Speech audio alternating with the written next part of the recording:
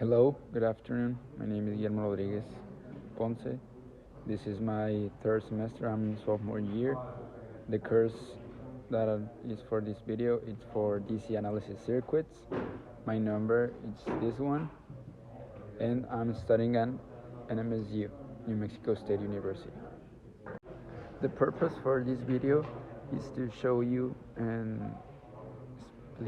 explain to you how these kits of DC analysis circuits can help us to measure currents, can measure voltage. Also, we will have like an introduction to how resistors work, also to show like a breadboard works, the connections you can make, the measurements you can make, and many other things like, for example, how to calculate the percentage of error mistake, and many other things that I will show you right now in a second. It will also show us types of instruments that we can have on these types of circuits, breadboards, resistors, multimeters, and many other things. Also, we will have like an introduction to Tinkercad, the software that we used on this lab practice for making the measurements of the resistance. The first step that we follow was to open our equipment to show how the multimeter works. We made a test with connecting both wires, red and black, and it showed us that was 0. The second step that we follow was to open our equipment of resistors. We select one. In my case, I select the orange red gold with 3.3 of kilo ohms, and it has a level of mistake of 5 or positive or negative 5%. Is this one.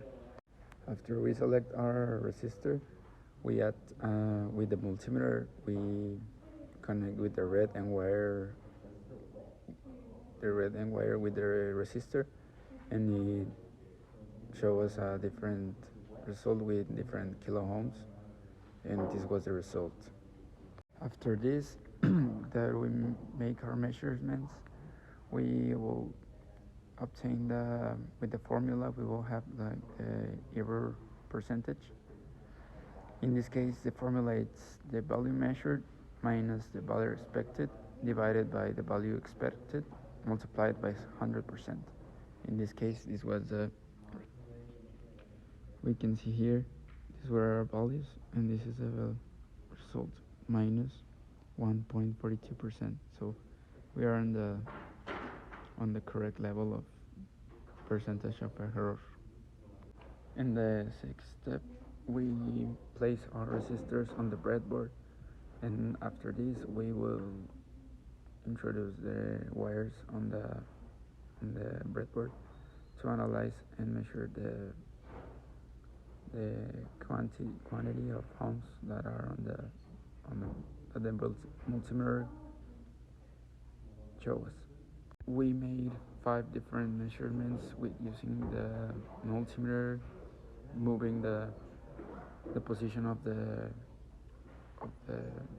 wires of the red and the black wire on the breadboard, and in all of them we have the same answer. We obtain the same result is because we don't have any other source of power, and that makes that it doesn't change anything. After this, in Tinkercad, we made the same measurements, but we obtained the higher resistance that we can obtain. In this case, we can obtain ohms, so this means that it's a higher value that we can obtain. And the purpose of this video was to show how to measure, how to use the multimeters, equipments of the circuits and the breadboards and all that stuff. So it helps too much because it's my first time, so I enjoy it too much and I learned too much. And bye for now.